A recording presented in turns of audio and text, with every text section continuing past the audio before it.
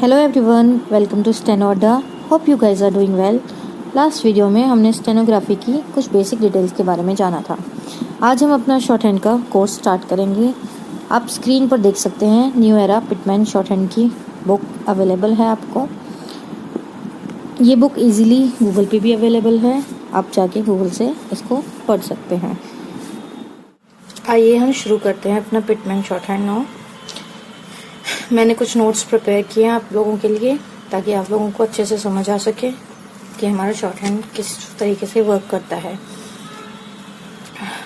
Short hand को हम phonetics भी कह सकते हैं, जिसका मतलब ये हुआ कि हम कुछ सुनने के बाद उसको एक तरीके से लिखते हैं। फोनेटिक्स का मतलब होता है फोन पे हम किसी चीज को सुनते हैं और लिखते हैं, उसे भी हम फोनेटिक्स कह सकते हैं। फोनेटिक्स क्या हुआ? किसी साउंड को सुनकर और लिखना, ठीक है। तो अभी यहाँ पे देखिए, हम देख सकते हैं इंग्लिश में हमारे 26 अल्फाबेट्स होते हैं, जिसमें से 21 कॉन्सोनेंट्स होते हैं और 5 वॉवल्स होते हैं। पर शॉर्ट हैंड में हमारे 24 कॉन्सोनेंट्स होते हैं, 12 वॉवल्स होते हैं और 4 डिफ्थांग्स होते हैं।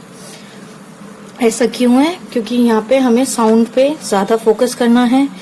यहाँ पे हमारी साउंड्स अलग अलग होती हैं, हर साउंड के हिसाब से उसको एक स्ट्रोक या फिर एक डैश या डॉट से हम रिप्रेजेंट करेंगे। आइए देखते हैं। कॉन्सोनेंट्स को जो है हम हमेशा स्ट्रोक्स से रिप्रेजेंट करते हैं। स्ट्रोक्स हमारे कैसे होते हैं? स्ट्रोक्स हमारे 3 तरीके के हो सकते हैं, डाउनवर्ड, अपवर्ड और forward, okay, and also in curve. तो ये हमारे कुछ स्ट्रोक्स की फॉर्म है, up, downward, upward, forward and curve. Vowels को हमेशा हम रिप्रेजेंट करते हैं डैश और डॉट से। डैश एक छोटा सा डैश और डॉट एक छोटा सा डॉट, जैसे हमारा फुल स्टॉप होता है इंग्लिश में, उस तरीके से हम वॉवल्स को रिप्रेजेंट करते हैं। तो स्ट्रोक्स हमारे जो हैं कॉन्सोनेंट्स, उनको हम 3 तरीके से बना सकते हैं। ऑन द लाइन, उसका मतलब होता है वो लाइन को टच करेगा, okay. Above the line, that means हमारा जो स्ट्रोक है वो लाइन को टच नहीं करेगा। बिलो द लाइन या कट द लाइन बोलते हैं थर्ड स्ट्रोक को, जो हमारा लाइन को कट करेगा। इसे हम ऐसे भी समझ सकते हैं कि हम इंग्लिश में लिखते हैं अपना बी, मान लीजिए, तो हमने इसको लाइन से टच करके लिखा है। फिर हम लिखते हैं बी, ये लाइन से ऊपर है, हमें दिख रहा है यहाँ पे गैप है लाइन के बीच में, ऊपर और नीचे दोनों साइड में।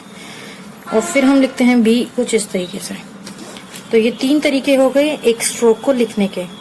ये डिसाइड कैसे होगा कि हमें स्ट्रोक को ऑन द लाइन लिखना है, अबव द लाइन लिखना है, या बिलो द लाइन लिखना है, या कट द लाइन लिखना है?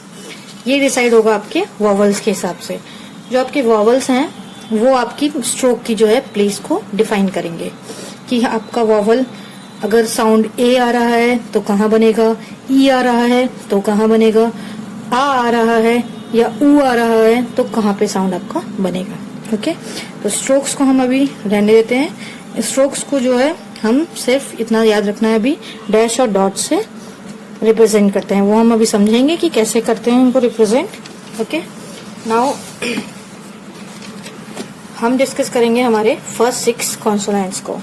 हमारे फर्स्ट 6 कॉन्सोनेंट हैं पी, बी, टी, डी, च एंड जा। इनके साउंड्स को आप देख सकते हैं, पी, बी, टी, डी, च एंड ज। हिंदी में पा, ब, ट, ड, च एंड ज, ओके। अब एक बार इनको हम लिखने की कोशिश करते हैं, देखते हैं।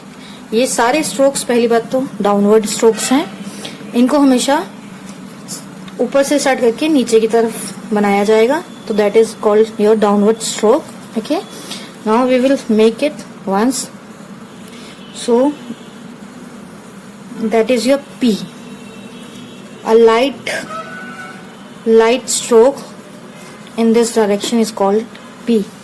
इसी डायरेक्शन में सेम अगर इसको डार्क कर देंगे तो ये है B. Then again light stroke with a 90-degree angle is called T, and a dark stroke in the 90-degree angle is called D, okay. Then is your cha, that is light, and again that is j is your dark. Okay, so ये सब strokes हमने कहाँ से drive करे हैं या फिर कौन सा एंगल इनको देना है वो हम एक बार एक ट्रिक देखते हैं. हम यहाँ पे हिंदी में सारे शब्दों को एक बार लिखते हैं. प, ब, ट, ड, च एंड ज. अभी आप ध्यान से देखिए. प, ब, ट, ड, च, ज. बस यही आप समझ लीजिए कि आपके यहाँ से जो ये स्ट्रोक्स आए हैं वो इन्हीं से आपको ड्राइव करने हैं. ये आपके स्ट्रोक्स हैं जिन पे ये बने हुए हैं. प, ब, ट, ड, च, ज. ओके, नाउ इनको अब एक जैसा तो लिख नहीं सकते इनको. ओके, सो इनको अलग करने के लिए, डिफरेंशिएट करने के लिए आपने इनको P, B, T, D, च एंड ज.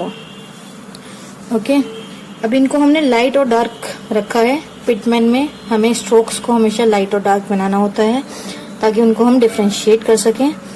अब आपको ध्यान रखना है P हमेशा लाइट होगा, B हमेशा डार्क होगा, T again light, D dark, च लाइट एंड ज डार्क. इनको लाइट डार्क बनाने के पीछे भी एक लॉजिक है जो है कि आपका जो साउंड है, जो आपका साउंड आ रहा है पी का, वो हमें इतना जोर नहीं देना पड़ रहा है उसको बोलने पे.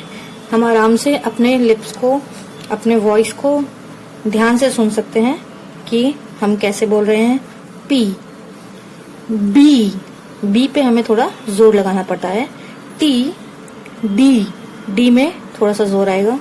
च, फिर ज में हल्का सा जोर आता है. तो इसी साउंड के ऊपर जिनका साउंड हमें लाइट सुनाई देता है उनको हम लाइट से रिप्रेजेंट करेंगे और जिनका डार्क सुनाई देता है उनको डार्क से रिप्रेजेंट करेंगे. So this is our basic concept of P, B, T, D and च. तो आप इसको पेयर में याद कीजिए. पी, बी, टी, डी, च एंड ज. P light, B dark, T light, D dark, च लाइट एंड ज डार्क. ओके, सो आप इसको ऐसे प्रैक्टिस करेंगे. पी, बी, टी, डी, च. ऐसे ही आपको कम से कम 5 to 4 लाइंस हर एक अल्फाबेट की बनानी है. P, then B, then T and D and ज. इस स्ट्रोक्स को लिखते वक्त एक बात ध्यान देनी है कि बीच में आपको हाथ नहीं रोकना है अपना. ये नहीं कि आपने इतना लिखा फिर आप उसको जोड़ रहे हैं, नहीं. आपको एक बार में एक स्ट्रोक ऐसे कंप्लीट लिखना होगा. Okay, that's it for today. Now you can have a look at the book where the first 6 consonants are given. You can have a look, read them out and pronounce them correctly.